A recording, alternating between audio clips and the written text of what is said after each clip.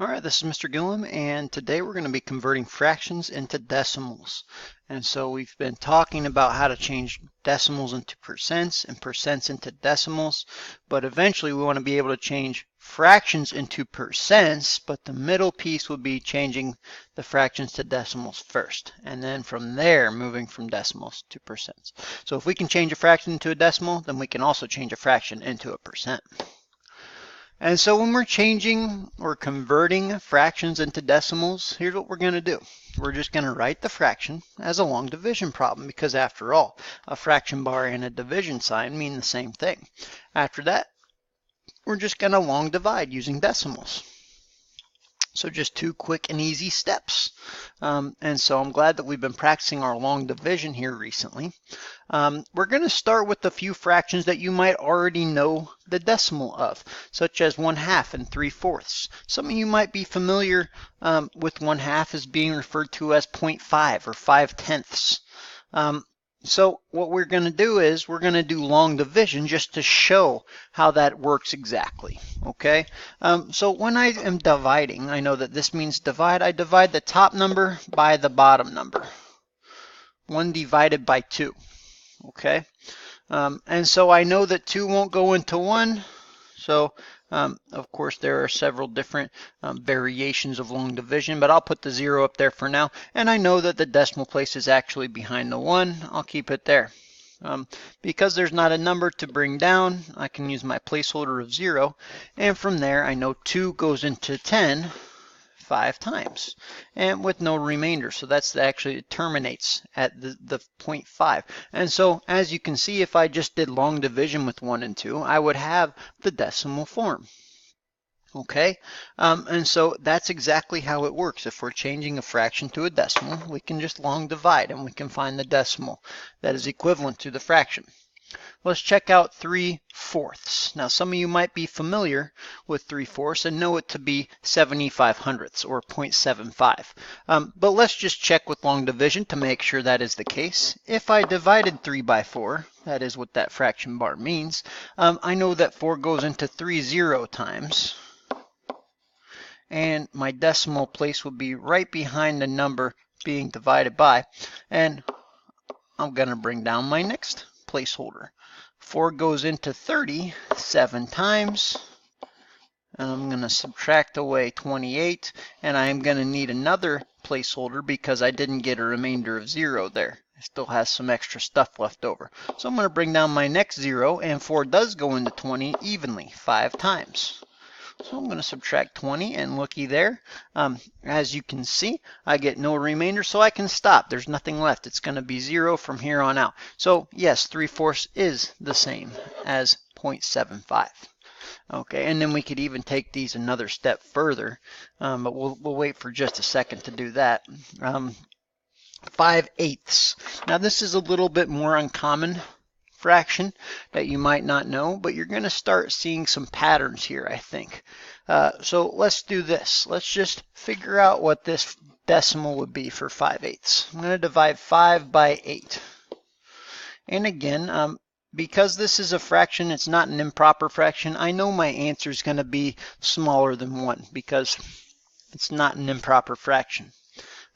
If I did have an improper fraction, the top number would be bigger, and I would have a number to put in front of my decimal. But as you can see, 8 doesn't go into 5, and that makes sense because 5/8 is less than 1. So we're going to have an answer less than 1.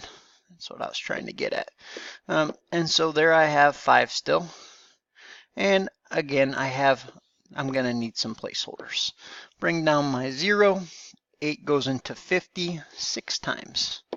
Minus 48, and I still have a remainder, so I need to continue with my placeholders. Bring the next one down. 8 goes into 22 times, and again, I'm not done yet because I still have numbers left over. Bring down to 0.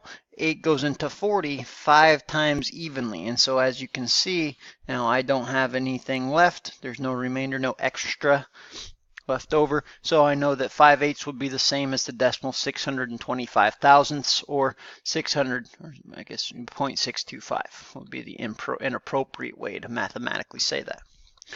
And now I put 3 fractions on here that are all divided by 9.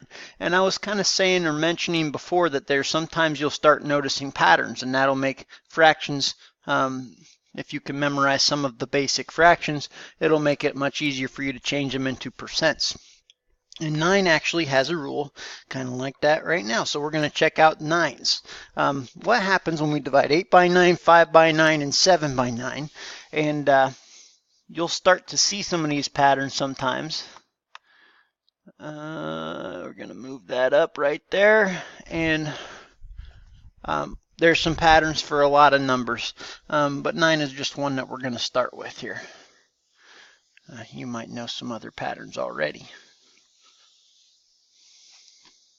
Okay, so 8/9. If I want to change that into a decimal, I know that means divide. I'm going to divide 8 by 9.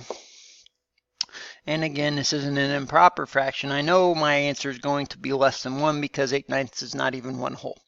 So I'm going to just go ahead and start like that. And of course, I'm going to need my decimal and a placeholder right away.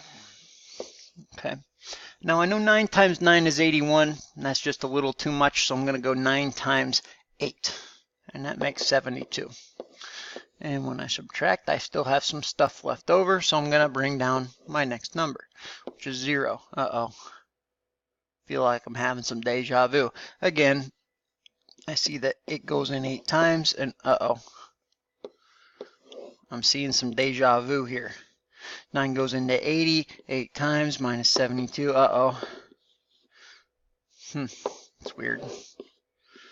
And I could keep doing this, but I hope that you're starting to see here that I'm just going to keep getting 8, 8, 8, 8, 8, 8, another 8, another 8, another 8, another 8, 8, and 8, and 8, and 8, and 8, and 8, and 8, on forever. So it's going to take me a really long time to finish this example. So what happens is this is called a recurring pattern. It's a repeated number again and again and again and again and again, forever and ever and ever and ever and ever. Now, for me to write that down infinitely many times is going to be literally impossible. So there is an annotation that we use to write our solution if it's a decimal that repeats. The part of the decimal that repeats receives a bar above it. Just a bar, okay? And so that represents the number 8 just keeps going 8, 8, 8, 8, 8, 8, 8, 8, 8, 8. So instead of writing 8, 8, 8, 8, 8 forever until I get to the end, because I'm never going to get to the end, and I'm just going to keep writing it forever and ever and ever and ever and ever and ever and ever and ever. Instead of doing that, once I see which part of the decimal is repeating, I can instead just annotate that with the little bar, little top hat on top of the 8, because 8 is the number that is repeating, okay?